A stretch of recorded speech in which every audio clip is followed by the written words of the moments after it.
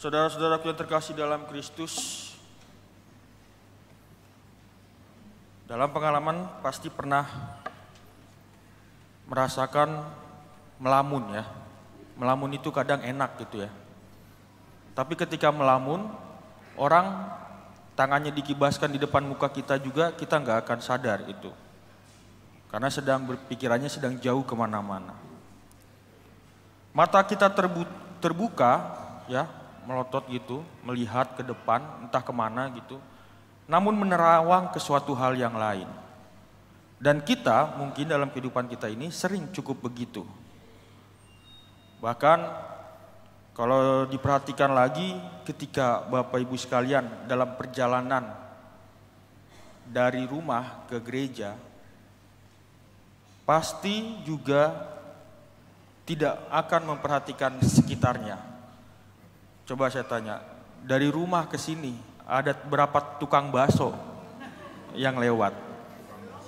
Hah? Atau dari rumah ke sini ada berapa toko material yang dilewatin? Pasti kan gak ada yang sadar ya.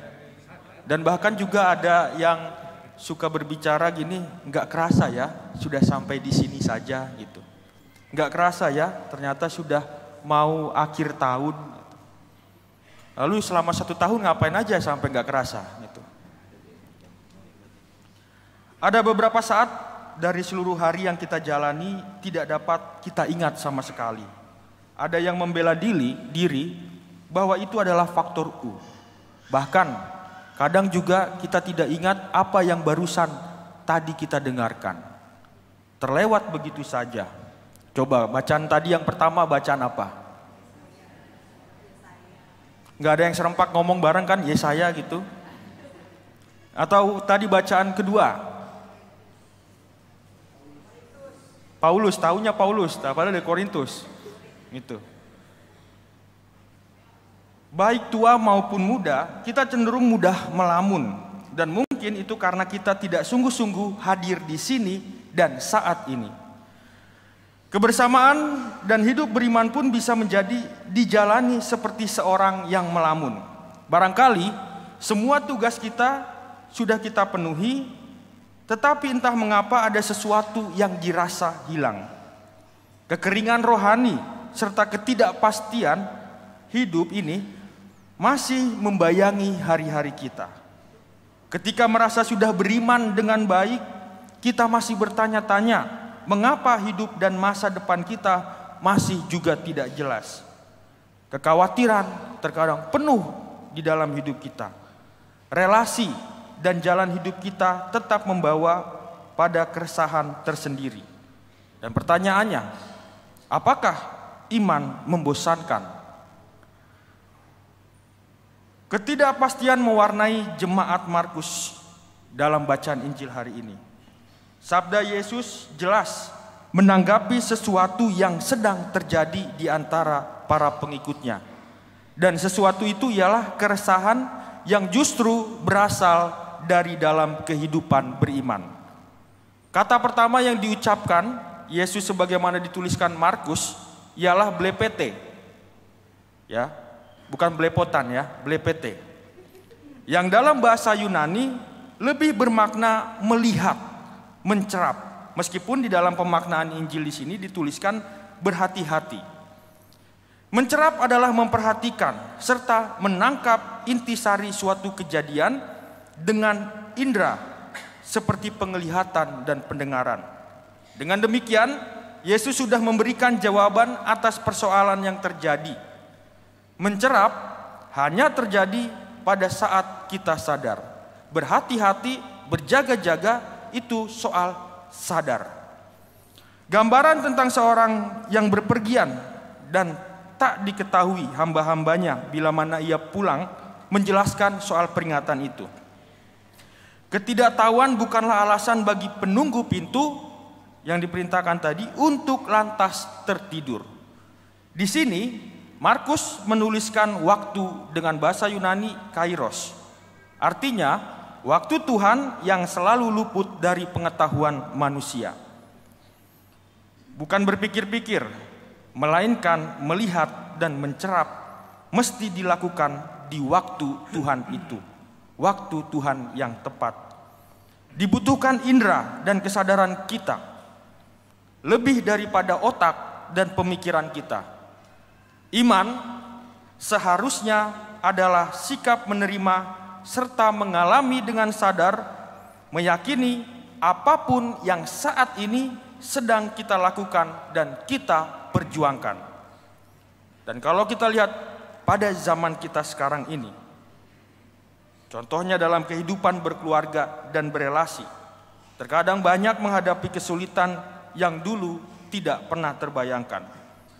Maksud hati misalnya mau bekerja keras mencari nafkah demi keluarga, tapi kemudian pekerjaan pun semakin menjauhkan kita dari relasi dengan keluarga. Dalam relasi dengan para sahabat, terkadang maksud baik pun sering ditafsirkan terlalu jauh atau bahkan keliru, sehingga malah mengakibatkan putus hubungan. Kebersamaan kita dalam pelayanan serta kehidupan menggereja tidak jarang juga memicu sikap antipati dan sinis satu sama lain yang lekas menghilangkan sukacita. Dalam banyak pengalaman sehari-hari itu, mungkinkah kita kehilangan iman yang sungguh-sungguh disadari? Iman yang disadari tidak akan menjauhkan kita dari relasi di antara kita. Akan tetapi, hal itu mengandaikan bahwa kita menggunakan seluruh indera dan pencerapan kita untuk memperhatikan apa yang saat ini sedang terjadi. Kita diajak untuk sadar serta melihat dengan baik apa yang sedang dikerjakan Tuhan dan kemana Ia akan mengarahkan diri kita.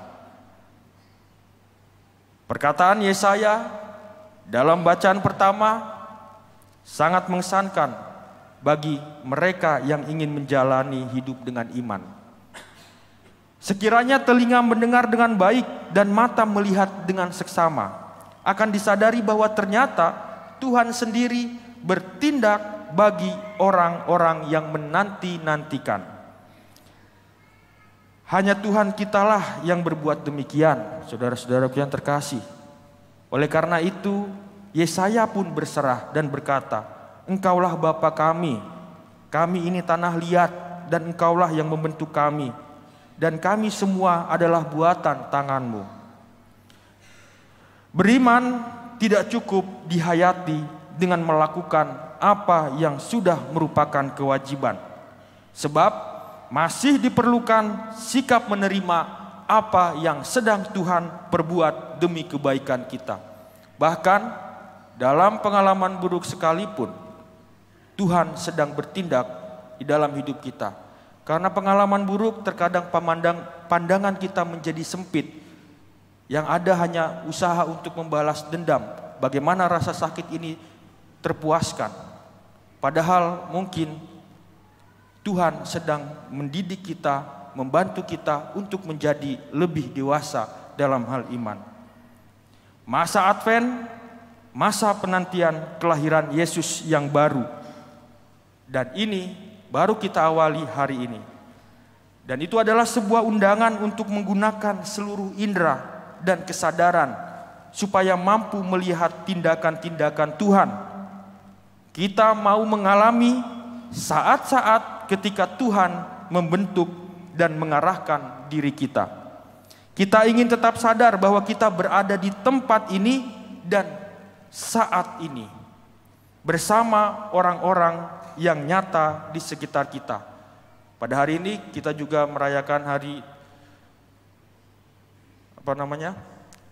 disabilitas internasional, dan ada saudara-saudari kita juga yang hadir di sini, ya. Itu juga perlu disadari. Terkadang beberapa dari antara kita mungkin terlalu banyak melamun, ya, dan tidak melihat ke arah mereka. Di mana di situ justru ada Tuhan yang hadir, yang senantiasa membutuhkan suatu sapaan. Bacaan minggu lalu demikian, aku hadir di dalam diri mereka. Dan cobalah dengan segala indera dan pencerapan kita berusaha untuk merasakan kehadiran Tuhan di dalam diri mereka.